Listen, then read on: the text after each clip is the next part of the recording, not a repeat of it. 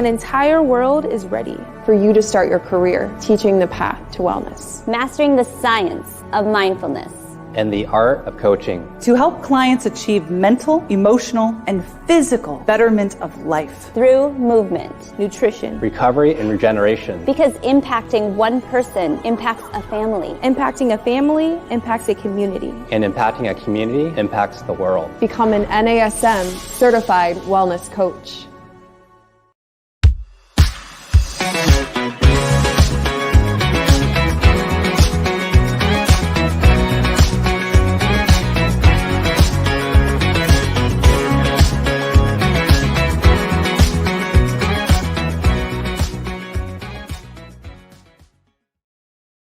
Hey, hello, and welcome. Whether you are a fitness professional, some kind of coach, maybe even a wellness coach, or you are an everyday Jane or Jack wanting reliable information for yourself, you have certainly come to the right place. Welcome to Better Than Fine. I'm your host, Darlene Marshall.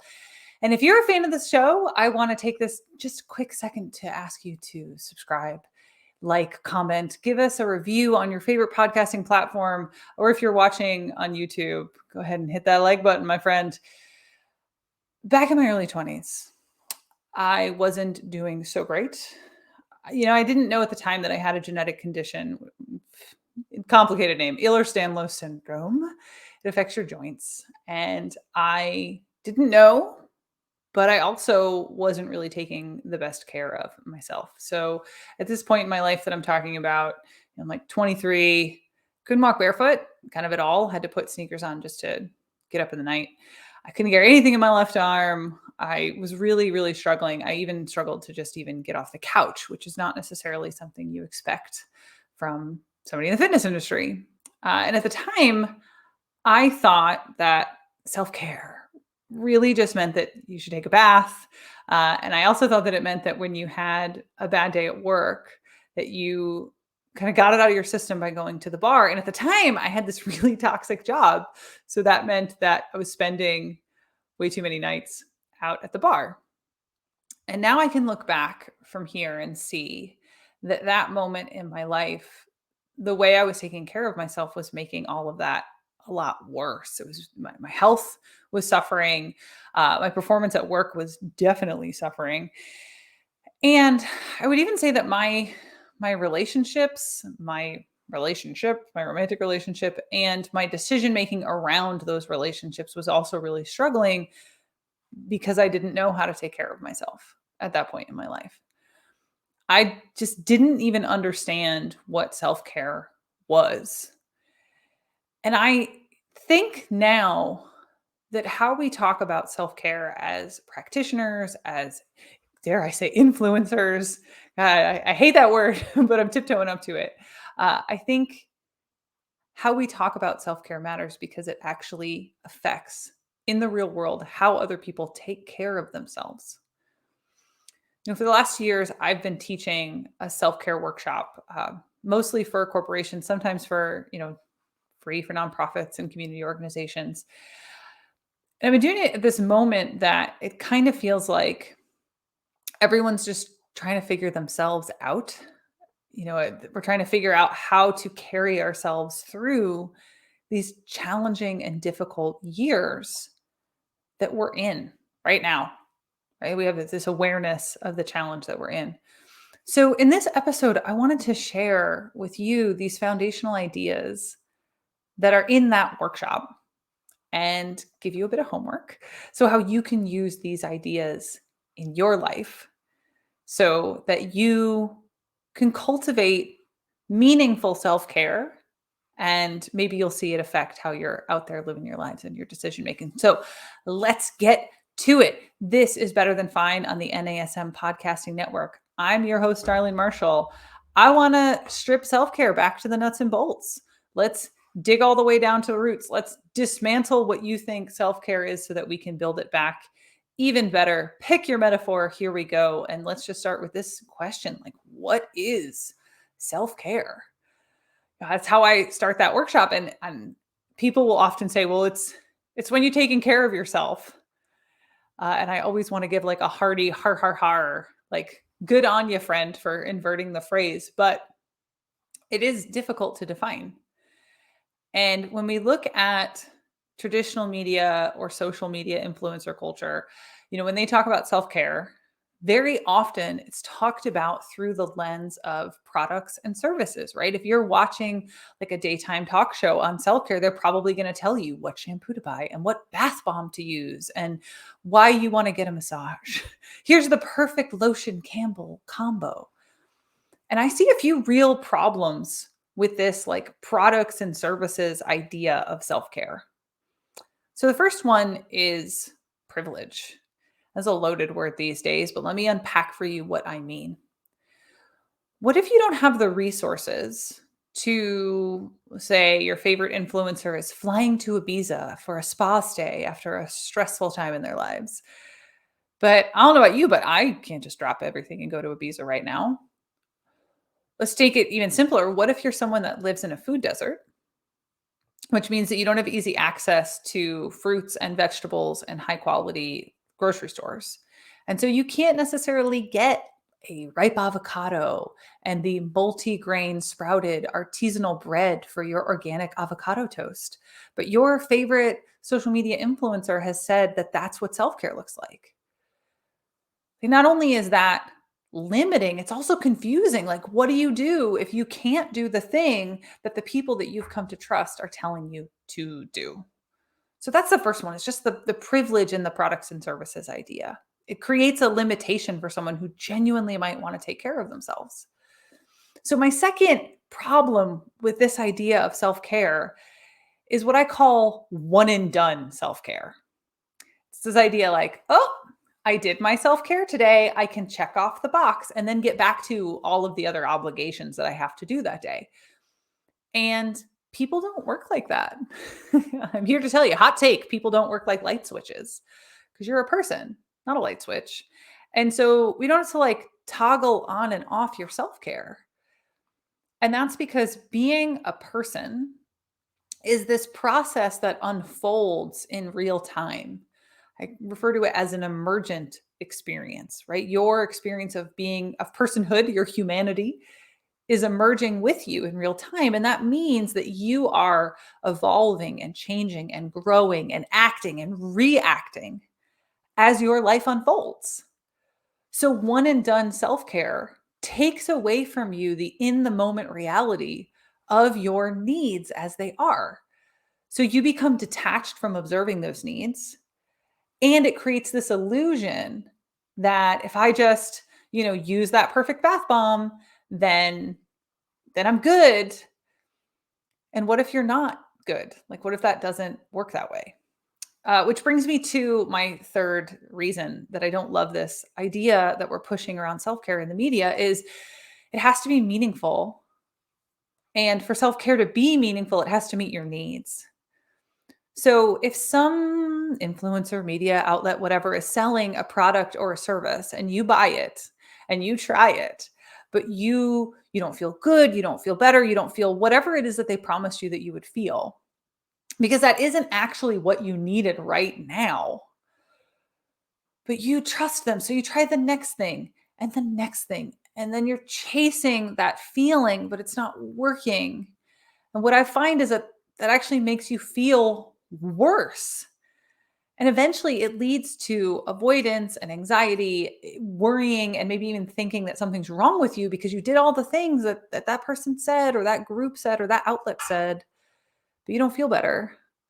Well, then that wasn't self-care. So I want to offer you my definition of self-care, how I approach it, and how you can use it. Okay, so here it goes. I think that self-care is ongoing. It's the anti one and done. It's emergent with you. It needs to meet your human needs. It's both proactive and reactive. And it serves your purpose, whatever that means to you. So let's unpack these four. Let's break them down. So the first, it's an ongoing process. It's emergent, just like your life. We already talked about this. If it doesn't stop just because you checked your habit box for the day, right? So you're going to want to have self-care practices that are ongoing and that those practices are meeting your needs as a human being. So you wouldn't give a baby a bottle when it needs a diaper change, right? You wouldn't play with your dog when what it really needs is sleep. And I'm going to own there that I've never actually trained a dog, so I don't actually know. I just didn't want to give you another poop example. And so assuming that that second example is right, you're going to let your dog sleep when it's time to sleep. Why wouldn't you work the same way? You're also a mammal. You're also going to have needs, and you're going to want to supply, tactics and strategies that meet those needs. That's self-care. And those tactics and strategies, proactive, reactive. This one I think is key when we are talking about the anti-light switch metaphor, self-care. So proactive are the systems that you have in your life that keep you high functioning. These are the things that we tend to think of as healthy. So this is like, I have a bedtime and a waking time. I eat proteins and vegetables regularly throughout the day. It's that, those cliche giant water bottles that people have now with the markings on the side so they hydrate enough. It's getting your movement at regular intervals. All of these are proactive. So depending on what you perceive as your needs, those things are going to be on the list. So maybe for you, it's calling your mom and your best friend every day so that you feel connected to the people you love. Maybe it's journaling to connect to your purpose and gratitude, or making time for hobbies, making positive experiences that feel self-validating, going outside. Going outside is a huge one for me. I'd include all of those in my human needs. And so the proactive are the systems that you build into your life so that you keep those needs met on a regular basis. Now, the flip side of that is the reactive. We can accept that inevitably something is going to come up that is going to stress us out, upset the apple cart, ruin the rhythm of your life. You're going to be tired. You're going to be grumpy. How do you care for yourself to get back to equilibrium when something's come along and stressed you out?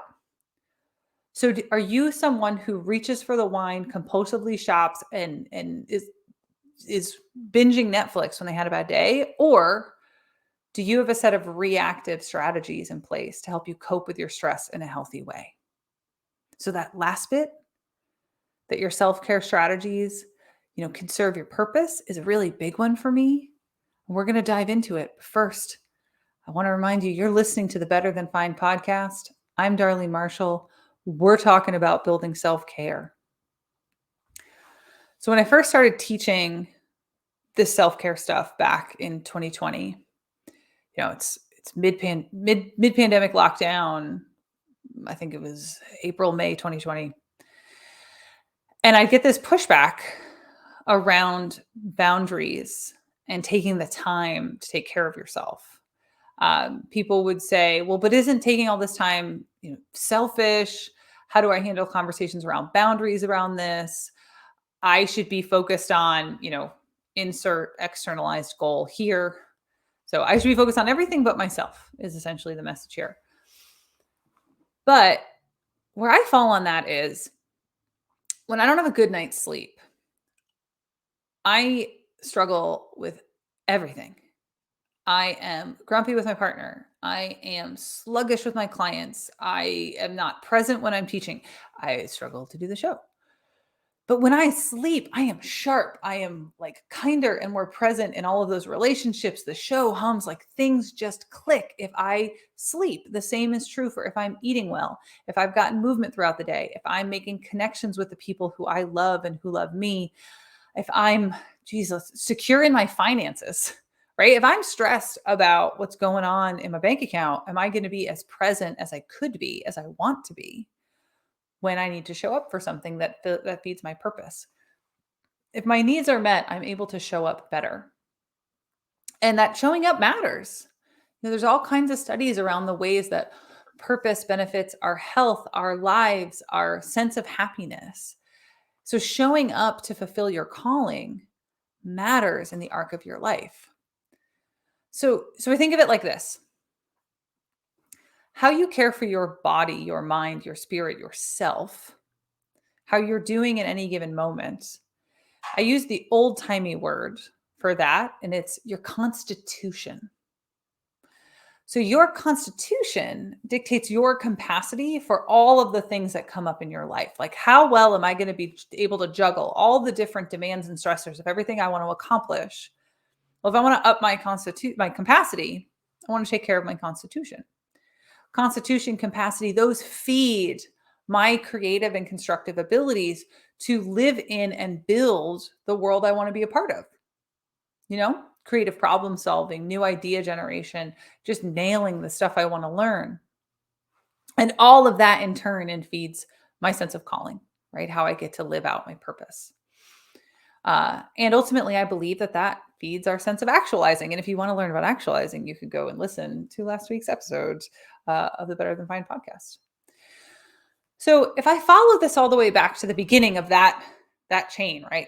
Constitution, capacity, creative solution, calling, starts with constitution. I got to make sure that my needs are met so I can keep showing up all the way. So I want to level set a few things here that I think are important. Not everyone has the same level playing field in the needs game, right? Not everyone's given the same opportunity for resources and access, but it's up to us to focus on what we can control while we all are working to build a better world together. And this doesn't all just stand up overnight, right? I can recognize that I want to meet my needs, but change can be really hard, and you're a person.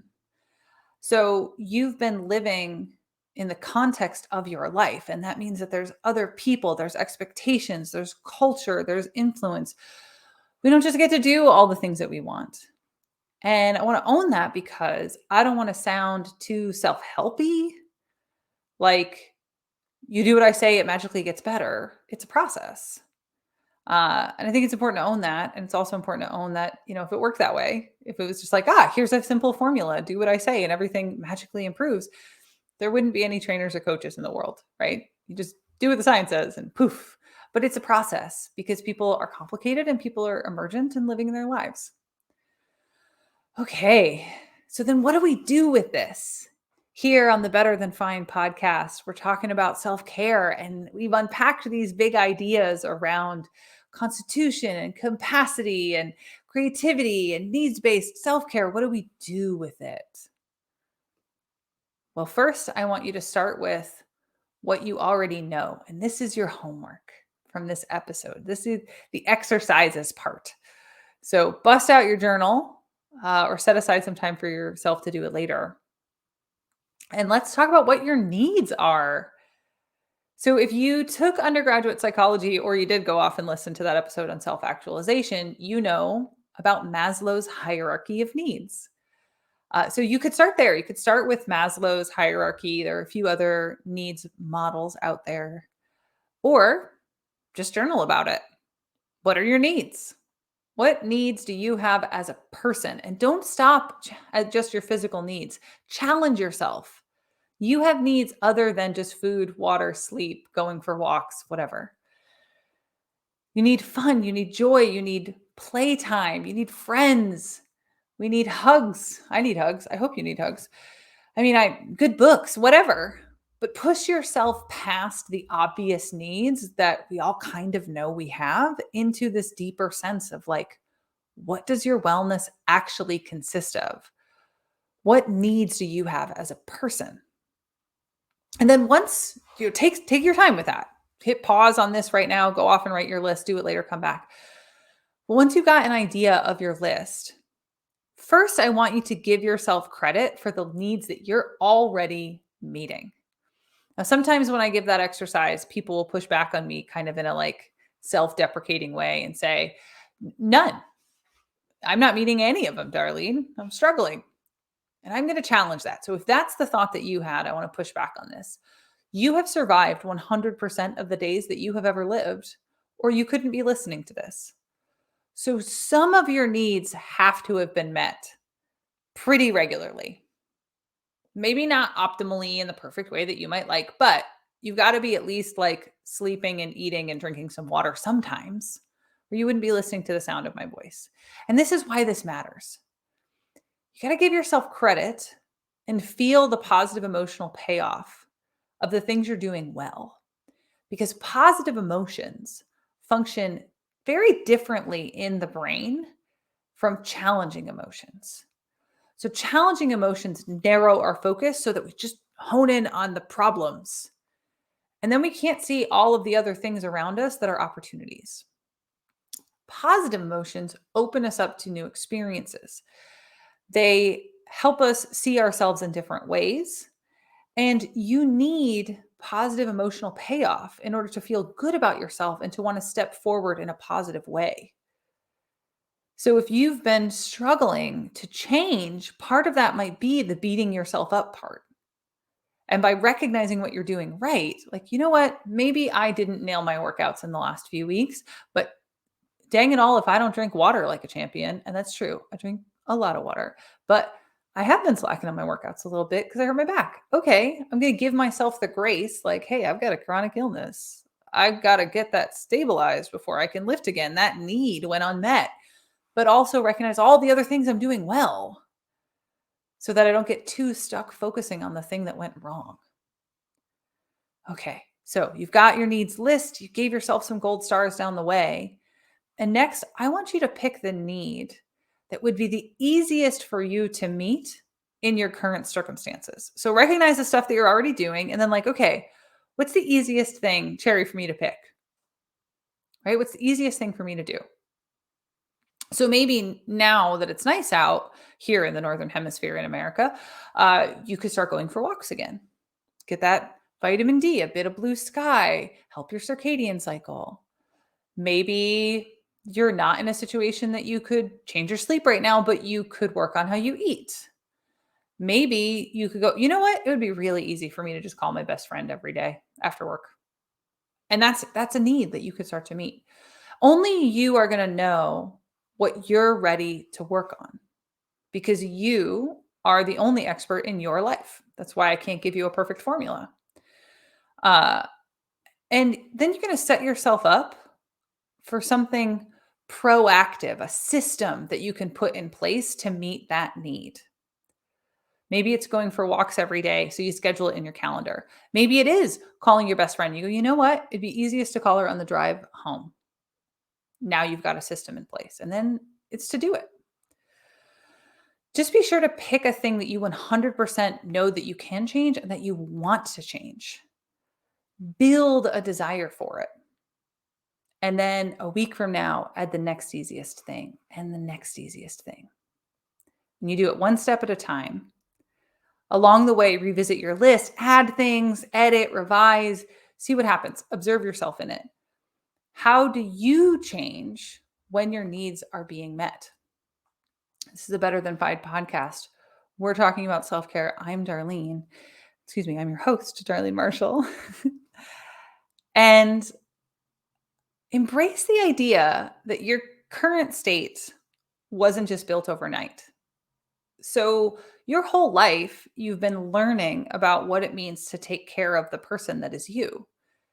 It started with the way that your caregivers cared for you. It grew in the ways in which they gave you little bits of autonomy over time, or maybe you took them. Maybe you claimed that autonomy. And then at some point in your life, the reins came off, the training wheels came off the bike, and you were responsible for where you go and what you do. And where you're at right now is the product of all of those systems, not just, one thing, not just the last few weeks or months or years even.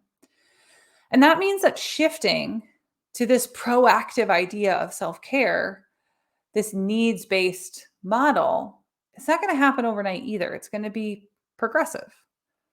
But start where you are, build over time, and remember that you are a person. You're not a light switch. And that process is going to unfold with care and compassion. All right, we're going to leave it there. But I want to hear about your needs. How does this play out in your life? How do you think about self-care? What have you found that works? What good advice have you been given? So hit us in the comments. Find me on Instagram. I'm darlene.coach, and you can shoot me a DM and let me know what you think. You can also like us here and here, wherever you're hearing my voice, and give us a subscribe, leave comments, and please do leave some reviews. It would really help to boost up the show. And thanks.